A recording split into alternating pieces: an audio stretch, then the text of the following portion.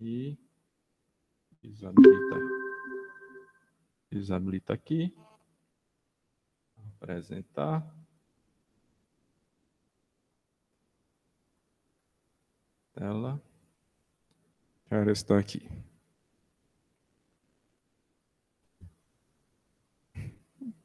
Aí vocês estão vendo o grande bonde do gato preto.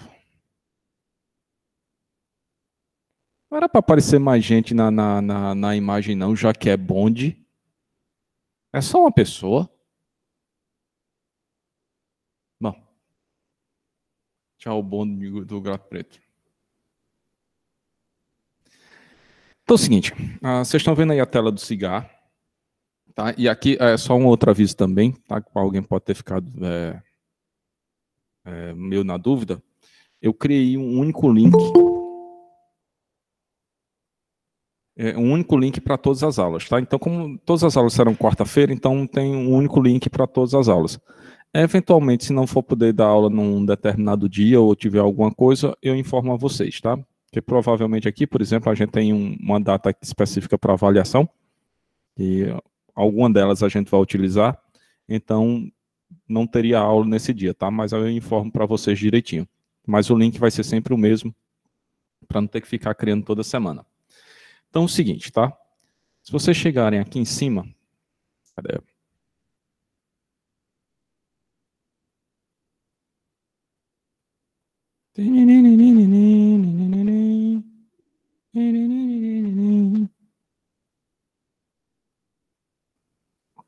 Música de processamento do cigarro.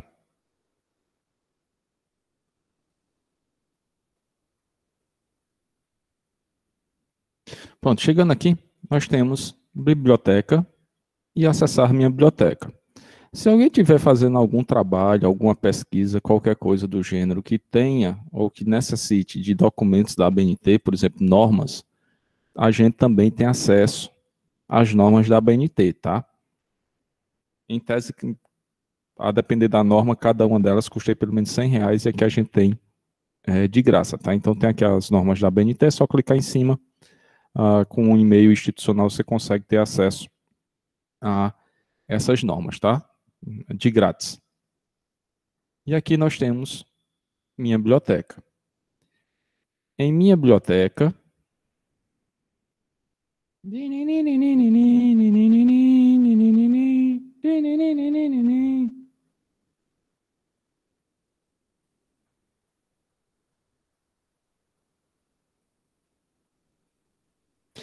minha biblioteca tem os livros que estão no plano de curso, tá? Então, vai ter esse aqui, processamento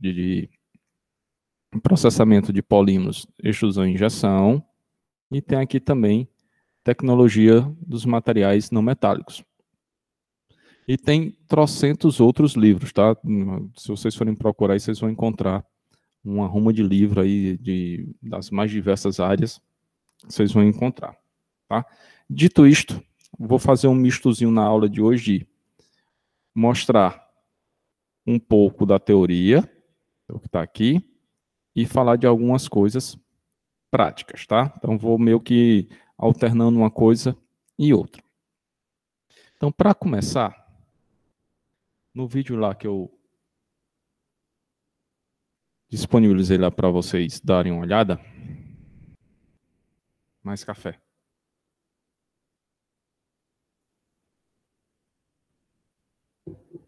Pronto, apareceu. Então, o que foi que aconteceu? O que é que tinha? Nós tínhamos, basicamente, dois tipos de materiais. Ou a gente poderia dividir os plásticos em termoplástico, termofixo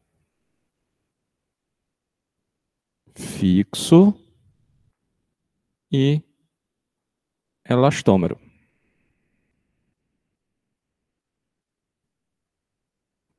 Então, qual a diferença entre essas três categorias? Então, aqui, o termoplástico plástico significa dizer o quê? Que esses plásticos possuem uma temperatura em que eles vão passar do estado sólido para o estado viscoso. Que danado é isso? Se a gente aumenta a temperatura, ele que é sólido começa a amolecer. E aí o que é que acontece? Qual é a ideia do negócio? Faz de conta que isso aqui seja uma jarra, um copo, qualquer coisa do gênero. Se eu jogo um líquido dentro dessa jarra, desse copo, o que é que vai acontecer com o líquido? Ele vai ocupar todos os espaços, diferentemente de um sólido. Então veja qual é a sacada. Eu tenho um material que é sólido, mas eu aqueço e quando eu aqueço, derreto esse material e posso dar praticamente qualquer tipo de forma a ele. Então eu consigo um material que, para se processar, vai chegar aí, a depender do plástico, no máximo estourando os 400 graus Celsius. Se você imaginar que o ferro, para você derretê-lo, vai ter que passar dos 1000, o vidro, a depender do vidro, bate aí uns 1300. Então você veja, ou vocês vejam, a facilidade que se tem para trabalhar com termoplástico. Essa facilidade é tão grande que se você olhar, por exemplo, o mercado de bebida gaseificado, vulgo refrigerante, se você parar ali em meados da década de 80, iníciozinho da década de 90, muito provavelmente alguns de vocês não eram nem nascidos, ou se nascidos bem novinhos, a gente tinha basicamente todo o mercado de embalagens de refrigerante feito com garrafa de vidro. O problema do vidro, que danado é frágil e tem um peso muito grande. Se ele tem um peso muito grande, o que é que acontece na querida e adorada logística? Um caminhão que vai carregar, sei lá, 1000 litros de refrigerante em garrafa de vidro vai ter um peso bem maior, tendo um peso bem maior, um custo de combustível muito maior. Se eu transformo esse vidro em PET, que é um termoplástico, o que é que acontece? Jogo essa na densidade do PET bem menor do que a densidade do vidro, consequentemente, jogo tudo lá para baixo, consigo carregar mais coisas, tá? Essas brincadeiras quer dizer, brincadeiras não, mas coisas que acontecem em logística são engraçadas.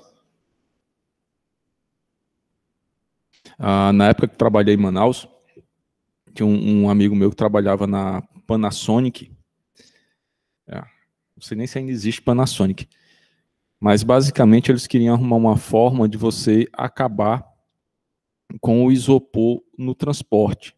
Que era como você colocava muito equipamento dentro de um container, o isopor tomava um determinado espaço, então a ideia era acabar com o isopor ou usar o menos possível de isopor para colocar muito mais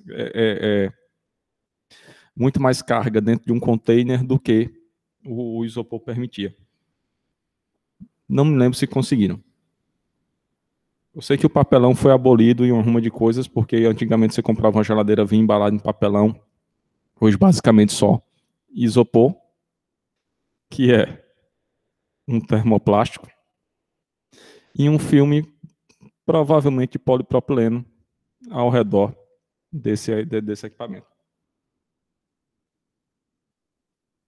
Então, o termoplástico tem essa grande facilidade, tá? Da gente derreter e dar forma. Aí, hoje em dia, o que está acontecendo? Muito provavelmente você já deve ter visto, escutado falar esse negócio, impressoras em 3D. Então, basicamente, a impressora 3D utiliza esse processo aqui de extrusão, tá? Só que de forma, digamos assim, mínima, tá? Porque não é um equipamento tão grande e basicamente ela vai derretendo o plástico e vai fazendo pontinhos ou soltando pequenas gotas. E essas pequenas gotas, como o plástico está derretido, vão se juntando umas às outras e aí você vai conseguindo fazer coisas maiores, tá? Então, basicamente, é esse processo de extrusão que também utiliza um tal do termoplástico. Aí nós temos o termofixo. O termofixo, como o nome está dizendo, ele não modifica de forma com o aumento da temperatura. Então, isso quer dizer o quê? Normalmente, esses materiais, eles vêm em dois formatos. Quer dizer, pode vir mais do que dois formatos, mas principalmente ele é utilizado em líquido e em pó barra pasta. Então, basicamente, o que danado é? O efeito que vai ter aqui, na maioria dos casos, é uma reação química. Então, nós temos o líquido e a gente mistura com um catalisador. Então, esse catalisador, o que é que vai fazer? Mistura com o líquido e a reação química é que vai provocar a reação. E essa a ligação química formada é uma ligação que a gente chama de ligação tridimensional. Vai dar para escrever? Não. Eita, espera. Tridimensional. Então, o que é que acontece nessa ligação tridimensional?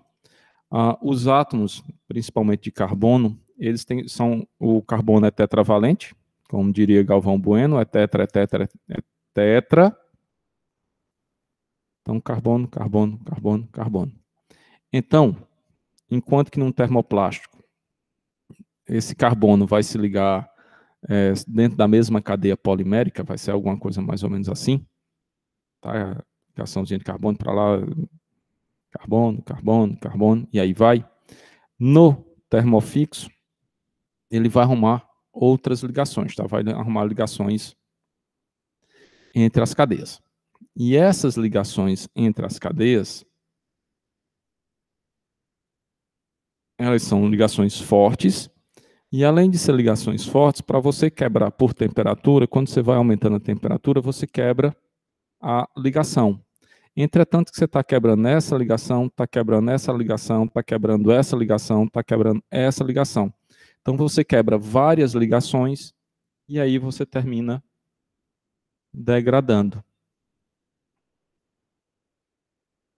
Ou seja, eu não consigo derreter para reaproveitar.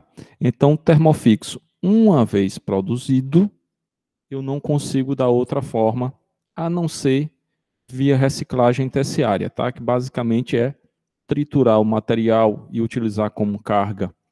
Carga é como a gente chama aditivo na indústria de plástico, tá?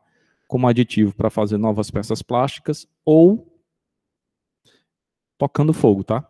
E aí quando queima é uma maravilha, porque o nível energético liberado na queima desse negócio aqui é muito alto. Entretanto, contudo, todavia, liberar alguns gasezinhos aí, mas aparentemente ninguém está ligando muito para isso hoje em dia. Estou sendo irônico. Então, você tem esse processo aqui. O termofixo, normalmente, ele é utilizado em peças, digamos assim, com a geometria um pouco mais simples. Tá? Porque pelo fato da gente não conseguir ter detalhes muito precisos quando ele está se solidificando, então, normalmente, peças maiores, se bem que, por exemplo, se tiver alguém que usa unhas postiças, normalmente as unhas postiças são feitas com fibra de vidro, tá? E utilizam esse tipo de resina. Aliás, quem gosta de pintar as unhas está brincando com um plástico também. Tá? Então, basicamente, é um plástico dentro de um solvente. Quando esse plástico é colocado na unha, o solvente evapora e fica só a cobertura plástica, que é o mesmo princípio também de tinta. Tá? Então, tudo é plástico no final das contas. E por fim aqui, nós temos o elastômero.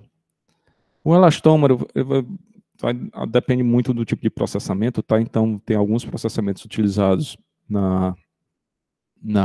para termoplástico, que se utiliza também o elastômero, por exemplo, extrusão é um deles. E só que a diferença deles é que, por exemplo, aqui no termofixo, eu tenho as ligações em 3 dimensões, tá? Então, as ligações tridimensionais. Nos elastômeros, a gente vai ter cadeias poliméricas muito longas e algumas ramificações, então algumas ligações nessas cadeias. Então, pelo fato das cadeias poliméricas serem muito longas e ter algumas ligações de cadeia com cadeia, esse material se deforma muito, é uma alta deformação, e quando a gente retira o esforço, ele volta ao tamanho original. Tá?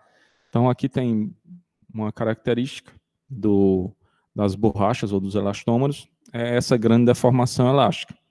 E aí, tem um processo que é muito utilizado, principalmente para fazer pneus, que é o processo de vulcanização. A vulcanização foi descoberta por um tal de Sr. Goodyear. Não sei se vocês conseguem ligar o nome à pessoa, tá? Mas, basicamente, ele trabalhava vendendo borracha natural e enxofre, e um belo dia, num galpão, num verão, deixou a carga de enxofre em cima da borracha.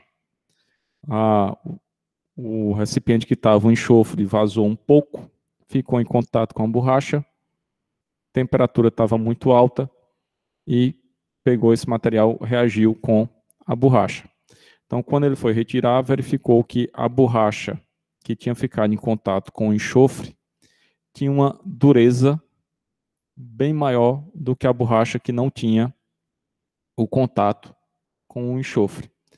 E aí começou a estudar e viu que, se você colocar enxofre na borracha natural, você aumenta as propriedades mecânicas da borracha. Ela fica menos deformável, mas tem uma grande durabilidade.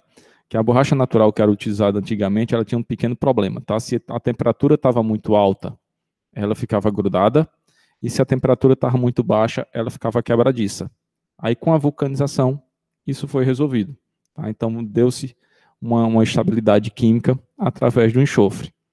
Aí, esse enxofre, por exemplo, quando se queima pneu, é liberado e fica aí o enxofre reagindo com hidrogênio e com oxigênio, eventualmente provocando chuva ácida. Tá? Mas o que a gente vai se ater aqui, a princípio, vai ser aqui para os termoplásticos, tá? Então, risquei tudo, deixa eu apagar. Então, se vocês entrarem no livrinho,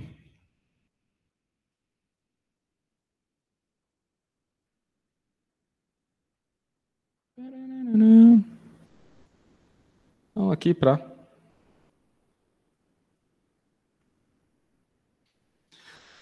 a extrusora, basicamente ela pode ser, ela é dividida em 2 categorias, tá? Tem extrusora de rosca simples ou monorrosca. Veja só que a engenharia é sensacional. Negócio que só tem uma rosca, vamos chamar de monorrosca. Então, essa daqui, monorrosca. Isso é junto, viu? Obviamente, se tem 2 roscas, aí vira dupla rosca. Coisa sensacional. Os caras que inventaram, deram o nome, são gênios, gênios, gênios, gênios. Uma rosca mono, 2 dupla. Então, basicamente, o que é que vai acontecer nesse equipamento, tá? Cadê? Limpar.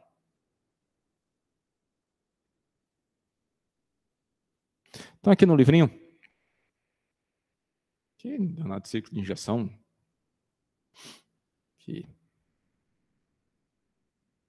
Então, extrusora de rosca simples, ou monorrosca, como tinha falado. Deixa eu tirar esse negócio aqui e puxar para cá. Então, basicamente, deixa eu pegar aqui um desenhozinho da extrusora. Cadê? Aí tem falando aqui a historiazinha, tá? Aqui fala da rosca, que foi Arquimedes que descobriu esse tipo de rosca, que é utilizado até hoje. Então, basicamente, isso aqui é uma rosca que a gente chama de rosca sem fim. Se eu conseguisse baixar. Era uma figura. Pronto. Então, como é que é o equipamento, tá? Isso aqui tá o esquema da extrusora. Então, aqui nós vamos ter parte onde fica o motor. Normalmente tem um motor e tem como se fosse uma espécie de caixa de marcha, tá? Então, tem um motor e normalmente tem um redutor, e normalmente essa redução é de 1 para 10, tá? Que aí você tem o motor vai trabalhar numa velocidade sempre mais alta, e aqui a rosca vai girar numa velocidade 1/10 da velocidade do motor, porque tem essas caixas aqui que vão, essa espécie de caixa de marcha que vão modificar o tipo de a velocidade, tá? Porque tudo vai depender do tipo de material que está sendo processado. Normalmente, em linha de produção, a gente tem especificamente para um único produto, tá? Então, por exemplo, se eu tenho uma extrusora que vai produzir cano de PVC, ela só fica produzindo cano de PVC.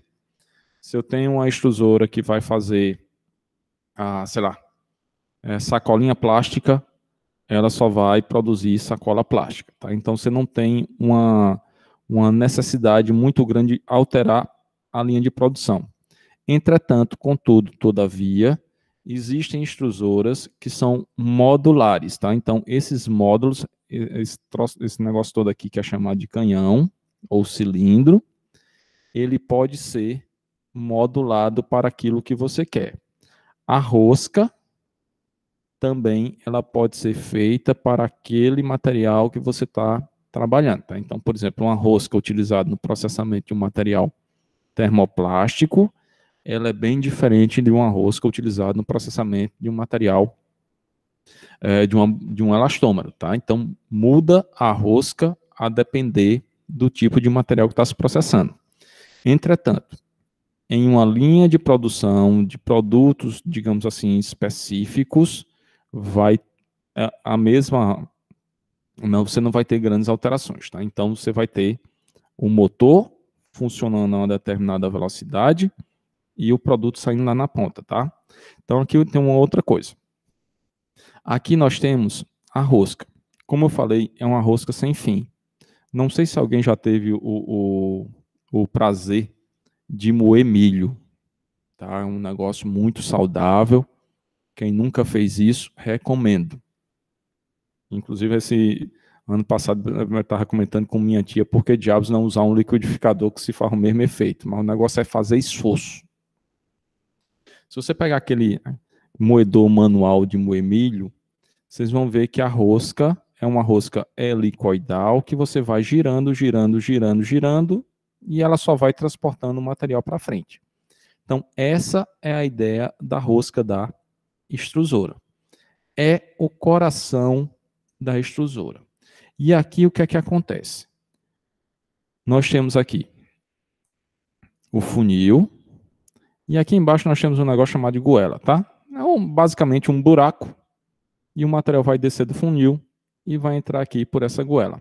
E aí você pode ter funis de diversas maneiras, tá? Você pode ter funil que tem, ele vai dosando automaticamente a quantidade de material que deixa passar pela goela, ou tem funil que se chama de funil de afogamento, que basicamente você enche tudo aqui e deixa o material descer. Então o material vai descer por esse funil e vai começar a ser carregado pela rosca. Então o que é que vai acontecendo? Lá no início, termoplástico, eu vou ter que transformar esse material em um fluido. Então o que é que vai acontecendo? Desceu do funil, a rosca começa a levar esse material. Aqui nós temos o cilindro feito de aço, com um revestimento em material duro, a rosca também, e aqui nós vamos ter o sistema de aquecimento.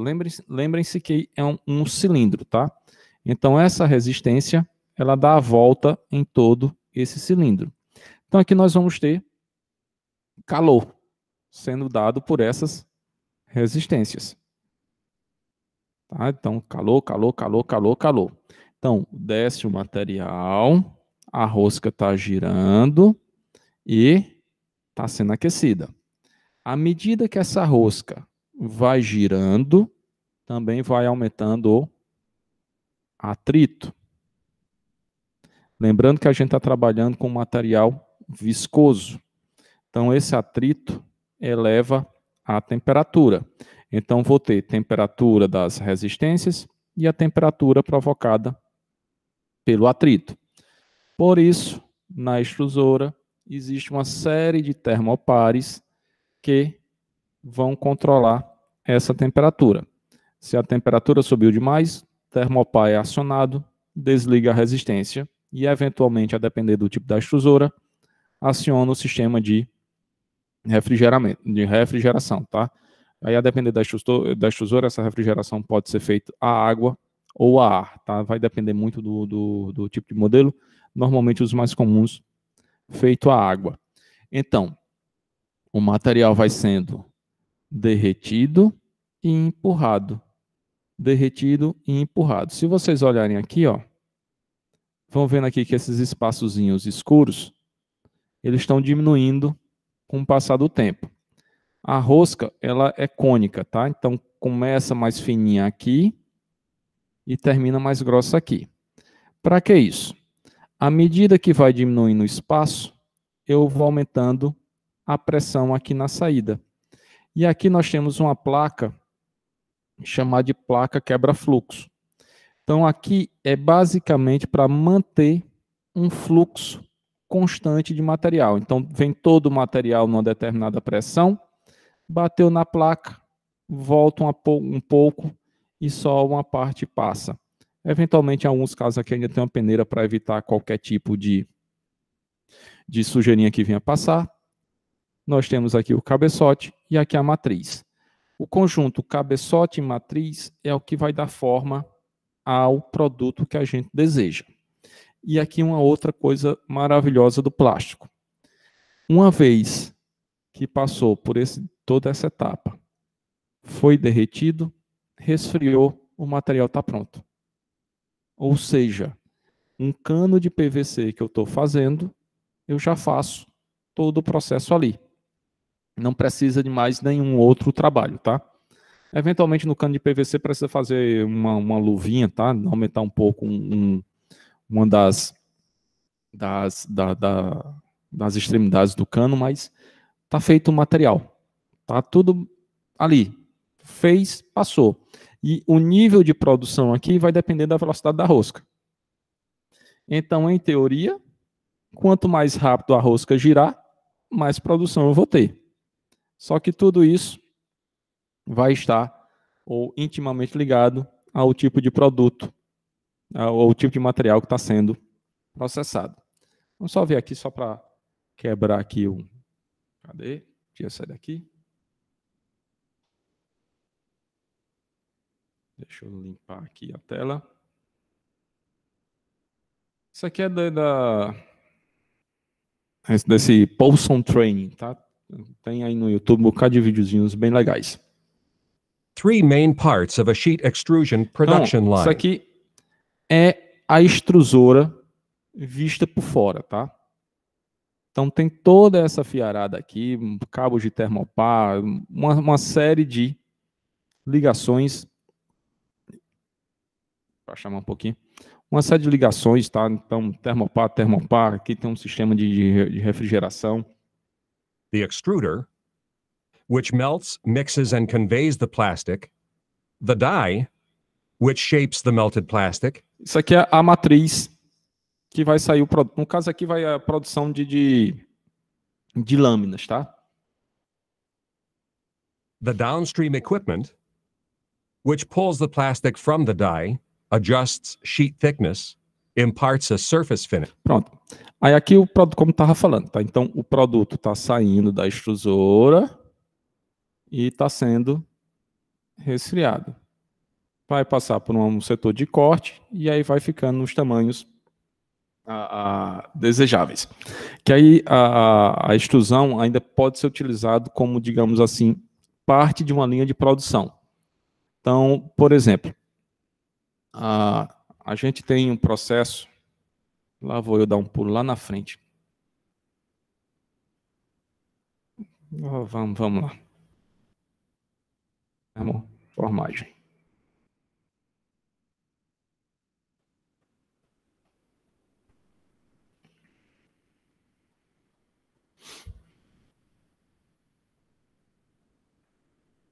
Isso aqui é um processo que chama de vacuumforme ou termoformagem. Então, basicamente, o que danado é? Uma lâmina, tá? Vamos supor de polipropileno, tá? A gente não sabe exatamente o que danado é o material. Então, essa lâmina. E aqui nós temos o molde. Então, o que é que vai acontecer nesse caso? A lâmina será aquecida, e aí o que foi que a gente viu? Termoplástico, aqueceu, ele amolece. Então, mal comparando, como é que a gente faz a bola de chiclete? Pega aquele chiclete, mastiga, transforma ele em alguma coisa maleável e sopra.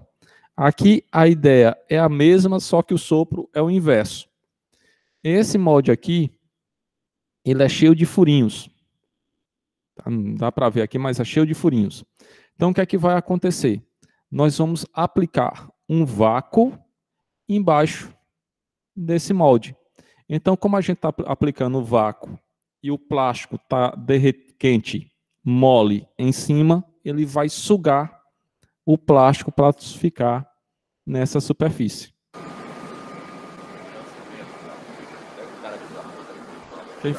Quem for um pouco mais sensível, espero que segure as lágrimas.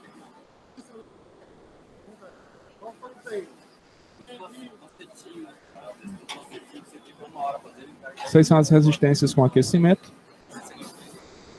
Depois de um tempo, o molde se eleva e o vácuo.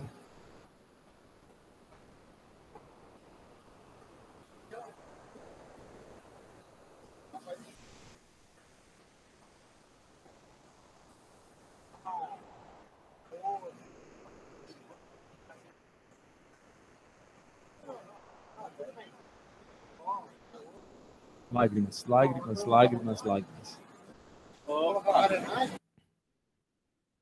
Eu não sei qual a utilidade de ter um negócio desse, tá?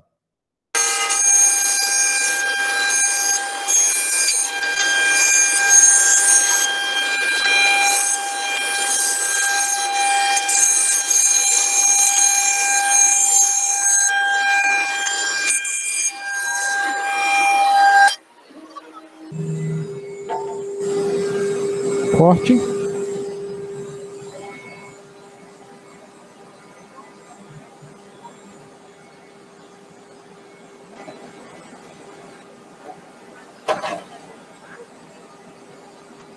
Se alguém me disser para que serve isso.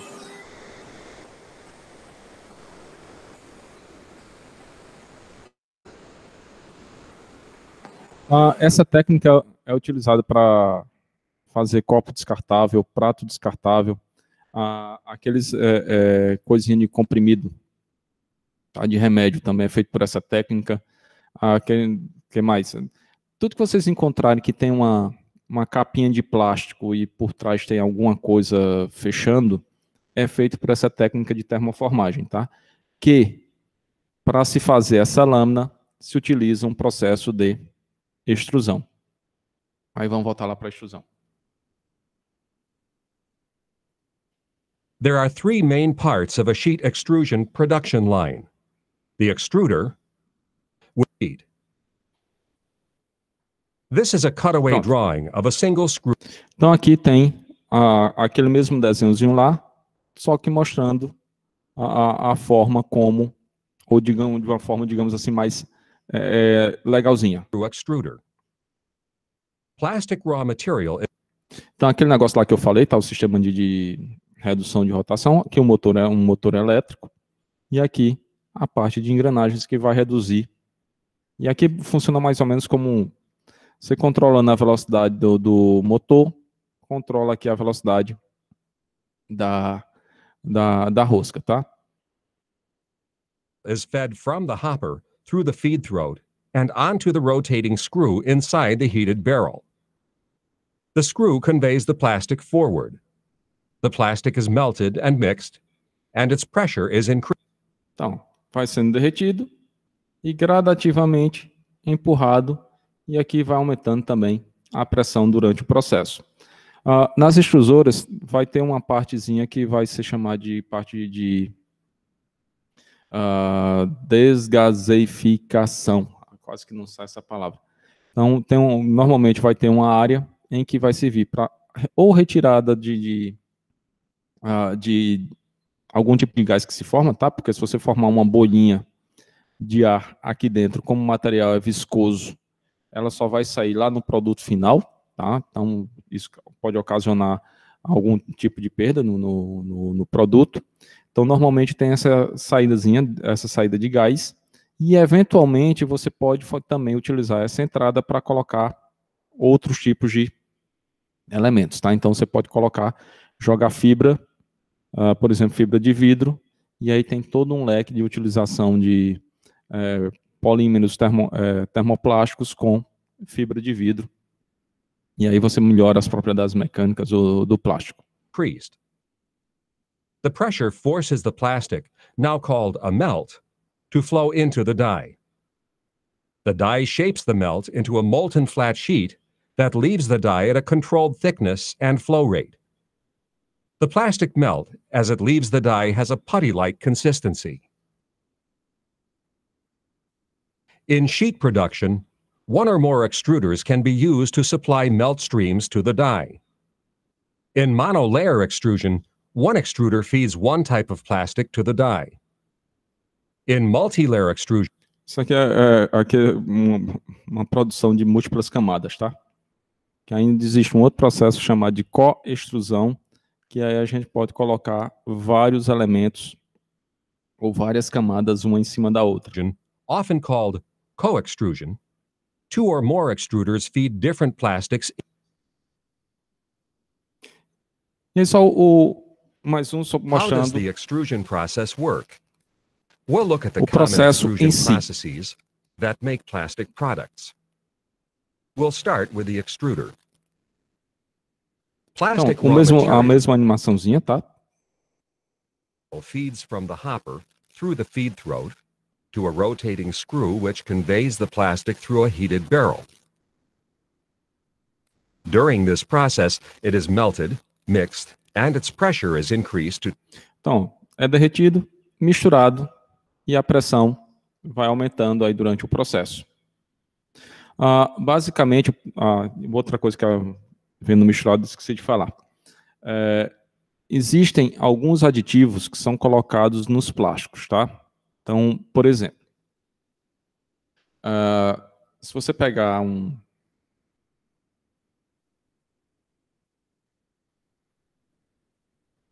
Danado, eu vou riscar aqui, meu Deus. Espera aí, tive uma ideia. Pronto. Se você pegar um cabo elétrico, qual a ideia de um cabo elétrico? Que, aliás, também o processo de recobertura do fio de cobre é feito também por extrusão. Então, nós temos aqui o cabo, certo? No cabo, nós vamos ter o miolinho, que é formado pelo cobre, e o exterior, que é plástico. Então, vamos imaginar o seguinte.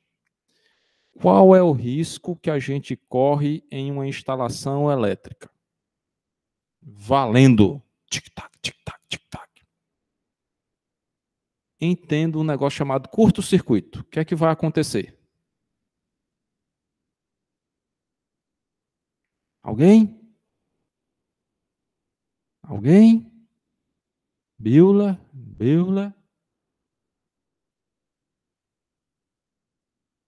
Tendo um curto-circuito, o que é que vai pegar, o que é que vai acontecer na residência, na fábrica, o que danado aconteceria? Vai tocar fogo em tudo, né? Vai tacar fogo em tudo, exatamente. E aí o que é que a gente faz para evitar o fogo? Sensacional. A gente coloca um negócio chamado retardante de chama. Que porcaria é esta? Basicamente, é um aditivo colocado no plástico que, na hora da combustão, ele libera, na reação dele, libera água. Aí o que é que vai acontecer? O fogo está sendo criado e, ao mesmo tempo, destruído pela cobertura que existe no cabo plástico. Em outras palavras, o fogo não se propaga pelo encapsulamento do fio. Normalmente o fogo vai se propagar porque vai pegar em alguma coisa combustível que tem perto, não pelo cabo elétrico. Coisa sensacional. E aí vocês podem perguntar, nossa, mas pode existir outros tipos de aditivos? Existem trocentos para aquilo que você imaginar.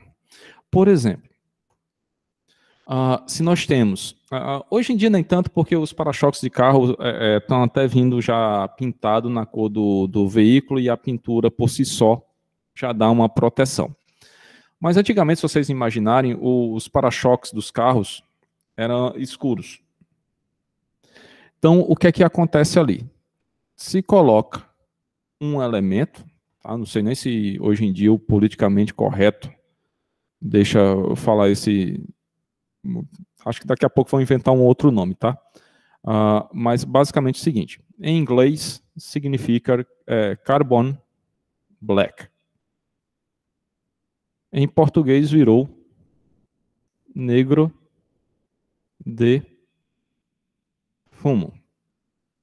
Basicamente é o seguinte, tá? Se você pegar, por exemplo, alguém já andou aqui para o sítio?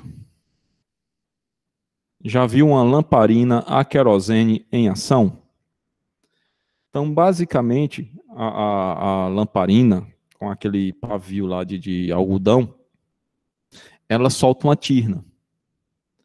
Aquela tirna, basicamente, é carbono muito fininho. Então, esse carvão ou carbono obtido por esse processo de queima, que é bem fininho, ele apresenta uma propriedade que é estabilizante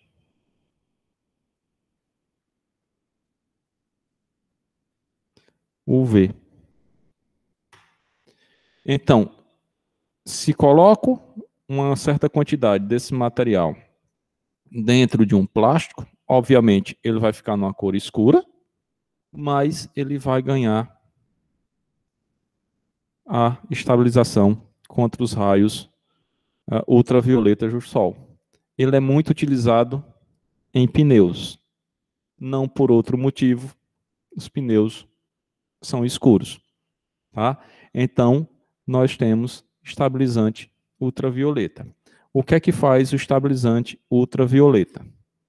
Coisa similar ao protetor solar. Tá? Então, ele cria uma barreira para evitar que os raios ultravioleta degradem o material plástico.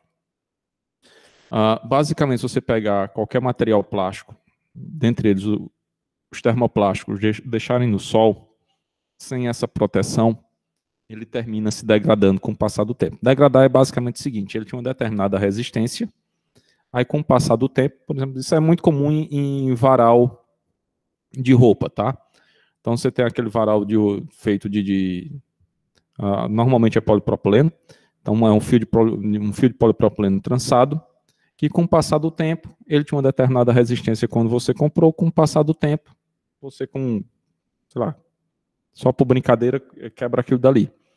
Tá? Então, como não tem esse estabilizante, ele se degrada no sol. Com o estabilizante, eu vou ter uma vida útil maior. Tá? Então, não é que ele não vá se degradar, mas ele vai demorar muito mais tempo. Então, tenho, dentro dos aditivos, os ultravioletas. Nós temos também.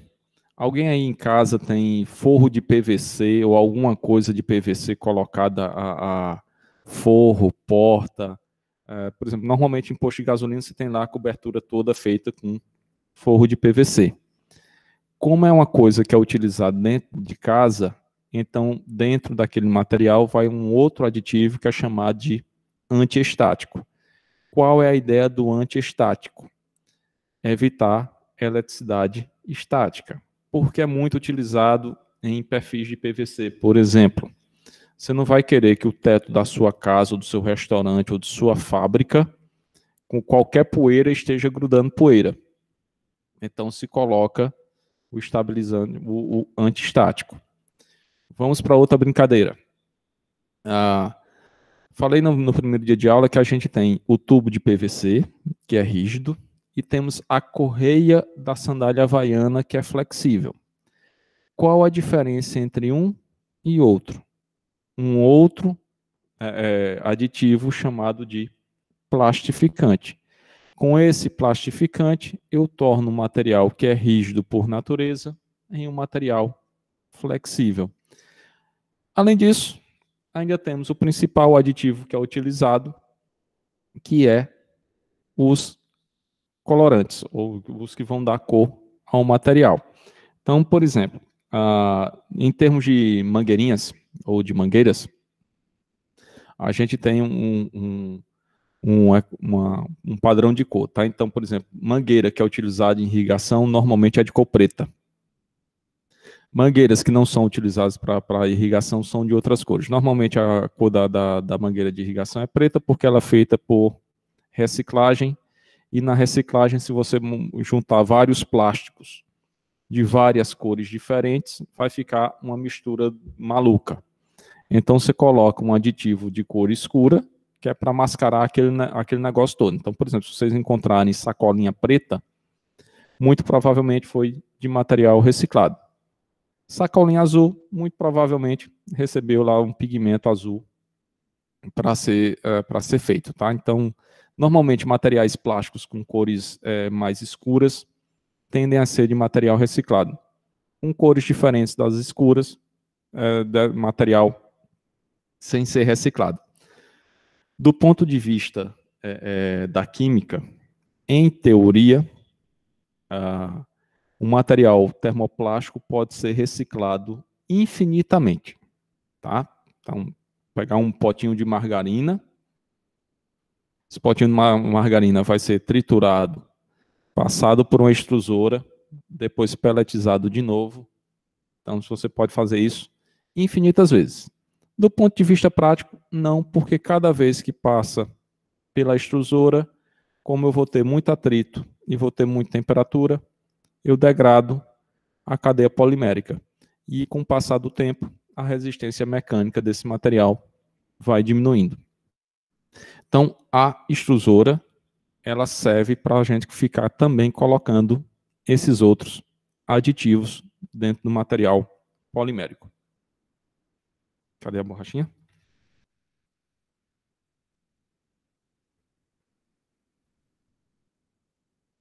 Typically between 1,000 and 5,000 psi, or 70 to 350 bar. The plastic then flows through a die that shapes the melted plastic, called the extrudate. Beyond the die, the plastic is sized and cooled, pulled away at a uniform rate, and then wound or cut to size. In all extrusion processes, the plastic goes through the same steps. Aqui tem algumas formas, tá? Tem extrusão sopro, aqui tem fazendo cano, tá? E aqui a linha de resfriamento do material. Só mostrar para os próximos capítulos. Heated and mixed in the extruder. 2. Forced through a die. 3. shaped and cooled. 4. Pulled away at a uniform rate. Many extrusion processes include finishing steps, such as trimming, cutting to size, printing, winding on a roll, or other steps. Isso aqui é o que você pode fazer depois do material sendo extrusado, tá? The surface finish of the roll. Então, basicamente é o seguinte, tá? Só para dar cenas nos próximos capítulos. A gente pode falar de material extrusado e extrudado, tá? Todos os dois termos são corretos, só que eu prefiro mais o extrusado. Então, aqui só para coisas que a gente vai falar na próxima aula, tá? Então, nós temos extrusão, sopro. Então, extrusão, sopro, basicamente é a que é utilizada. Eu quero animação mesmo, quero fábrica funcionando.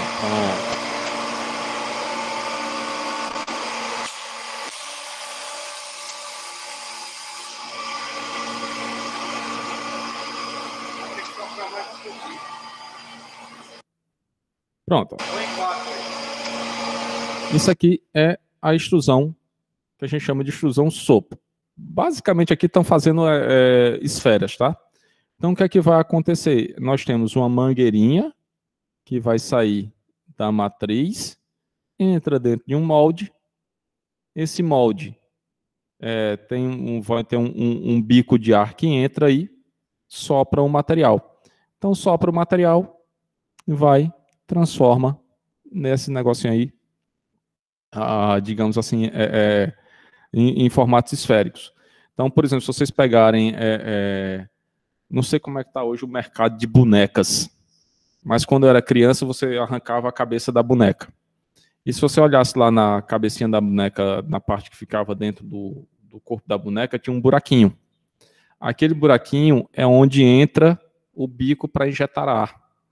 Então, peças que são feitas, digamos assim, peças únicas, com formato, digamos assim, a minha frase vai ficar uma merda.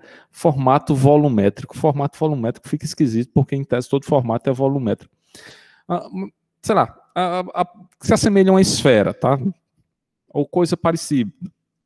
Se você pegar aqueles velocípedes de criança, que é todo de plástico, no fundo daquele negocinho lá também tem um buraquinho, que dali também é feito por sopro, tá? Mas o que é mais comum, garrafinhas, normalmente as que hoje em dia são utilizadas para água sanitária. Basicamente só água sanitária, o restante tá... Água sanitária é eventualmente sabão em pó líquido, tá? Se vocês olharem naquele tipo de material, vocês vão ver, se vocês passarem um dedo do lado dele, vocês vão ver uma marca, e se passar o dedo embaixo, vai ter uma marca um pouco maior, tá? Do material, que é onde vem a parte do corte. A marca que fica do lado é por causa do molde, tá? Então, como o molde fecha, então sobra normalmente uma pequena brechazinha ou um desalinhamento e você consegue perceber essa partezinha um pouco mais saliente na garrafa. Então aqui nós temos extrusão sopro.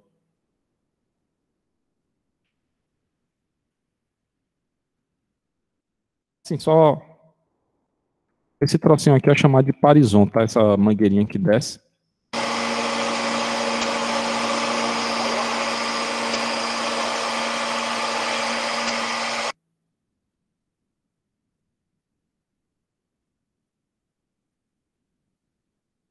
Achei das animações.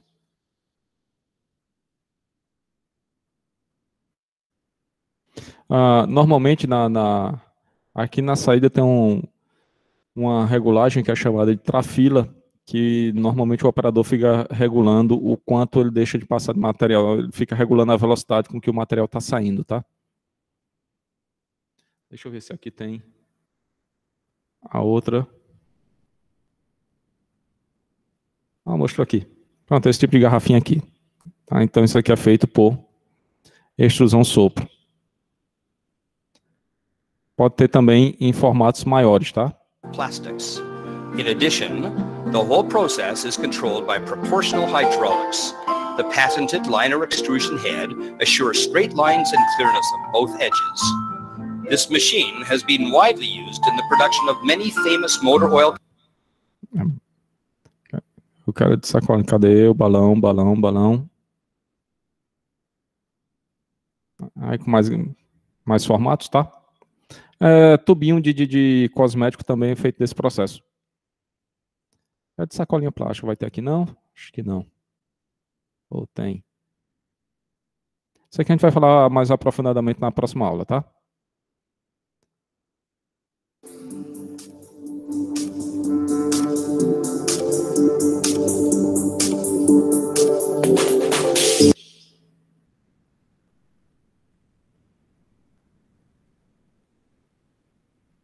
Não. Quero isso não. Ah, vai ter não.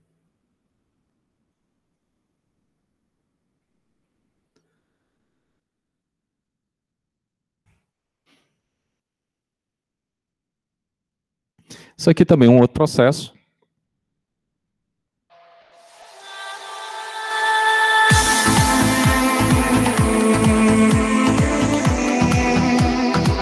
Então, só mostrando isso é como chega o material, tá?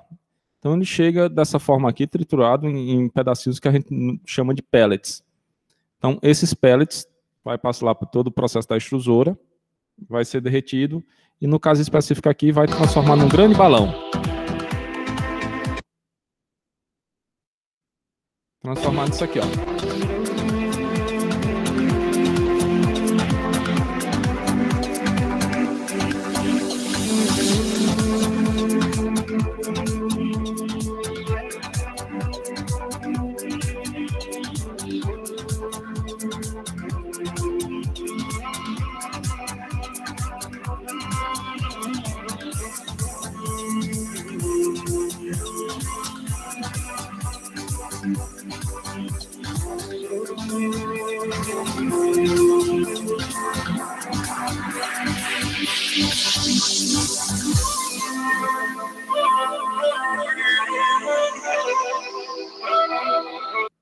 Então, basicamente, imagine que são duas camadas aí, tá? Que é um grande saco. E você sobe, faz um grande balão, feito como se fosse...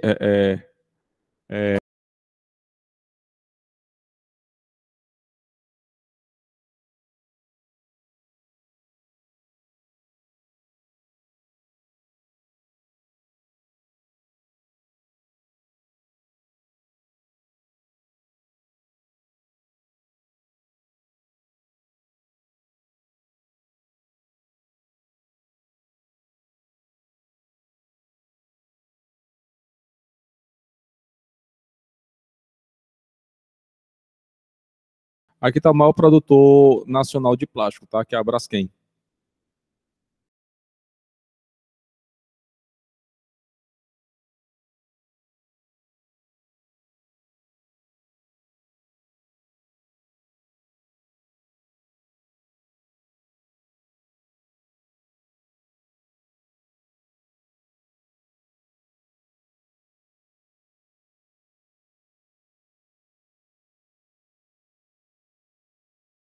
Basicamente, a depender do tipo de plástico que é utilizado, ou boa parte dos plásticos, eles são higroscópicos, uns mais do que os outros. Então, normalmente, algum tipo de equipamento tem um aquecimento prévio do material para evitar que tenha umidade.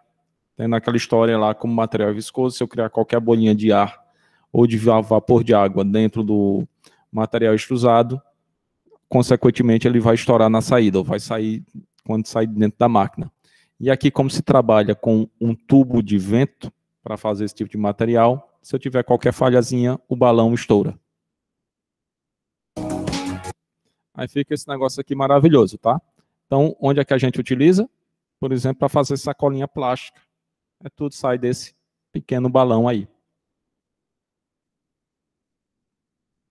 Mas isso tudo a gente vê na próxima aula.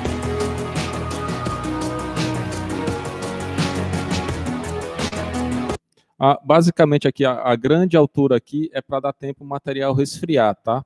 Porque se a gente começa a bobinar o material, ele ainda quente, então você vai meio que colar uma camada na outra. Então, por isso que ele sobe até resfriar totalmente, para que aí você possa fazer o bobinamento do material. Professor, tá escutando? Então, sim. Eu estou estagiando justamente em empresa de plástico que trabalha apenas com sacola, sabe?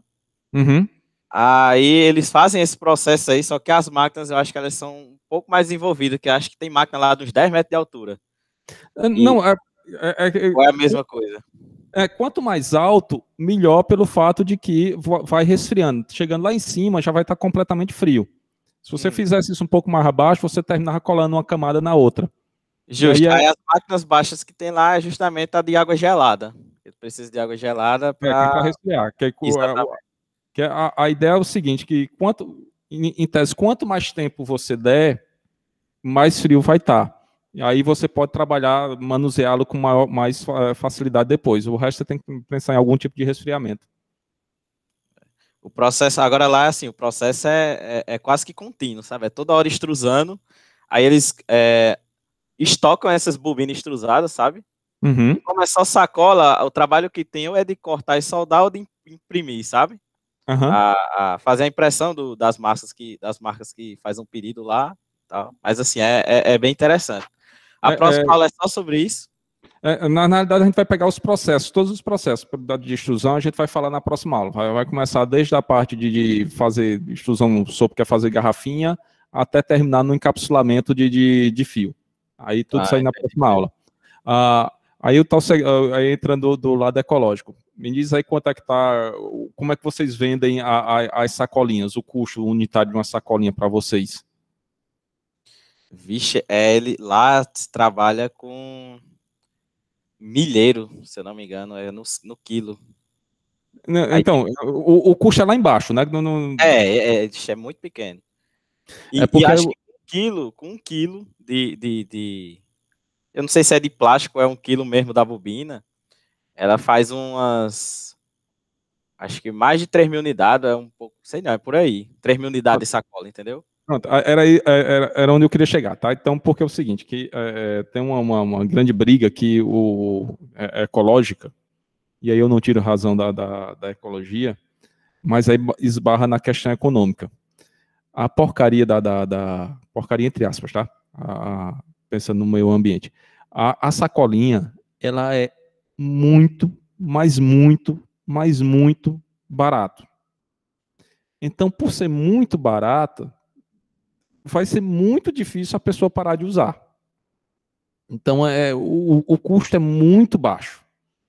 Então, é um negócio porque você tão em conta, do ponto de vista econômico, você meio que é desobrigado ou do ponto de vista econômico, você é obrigado a utilizar porque é muito barato.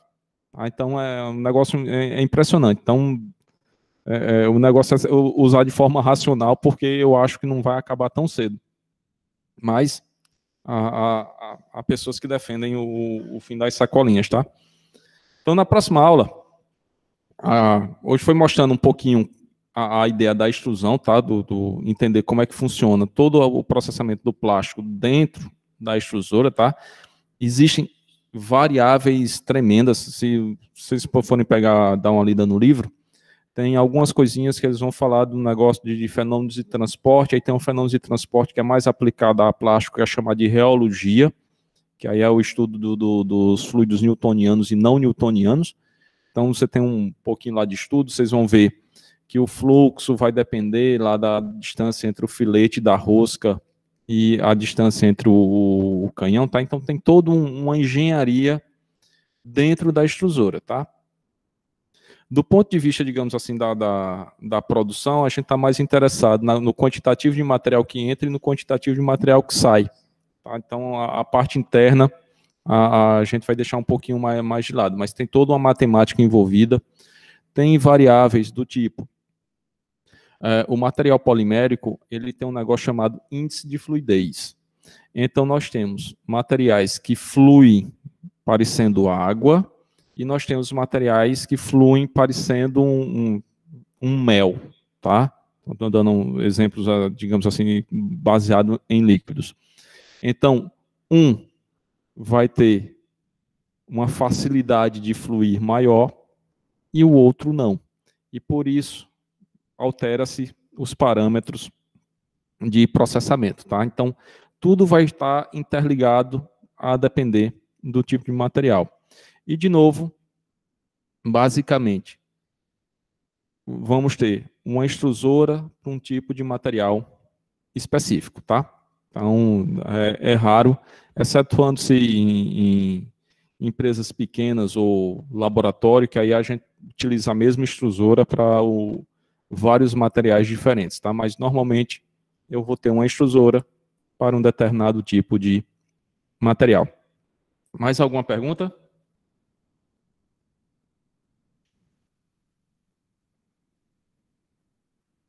O processo de garrafão de água é muito parecido por sopro e eventualmente pode ser feito por injeção também. Tá? E aí vai depender muito do tipo de material. Por exemplo, normalmente quase a totalidade das indústrias que trabalham com água trabalha com um garrafão de polipropileno. Mas se você chegar na Indaiá, eles trabalham com garrafões de policarbonato. O policarbonato ele tem propriedades melhores do que os garrafões de polipropileno. Entretanto, que eu saiba, pelo menos aqui na região, acho que somente a Indaiá vende o garrafão de policarbonato, e pior que é muito mais caro do que o de polipropileno. Então, na minha cabeça, não faz muito sentido você pagar mais caro só por causa do invólucro. Mas, e aí o de policarbonato, eventualmente, é feito por injeção. Tá? Mas a grande maioria é por extrusão sopro. Aí a gente vai ver na próxima aula, que a única coisa que vai mudar é que o molde para fazer a garrafinha é pequenininho e um molde para fazer o garrafão é um pouco maior, e aí você precisa de máquinas mais robustas para poder fazer isso, tá? Mas aí na próxima aula a gente fala mais sobre isso. Meus caros, alguma pergunta, alguma dúvida?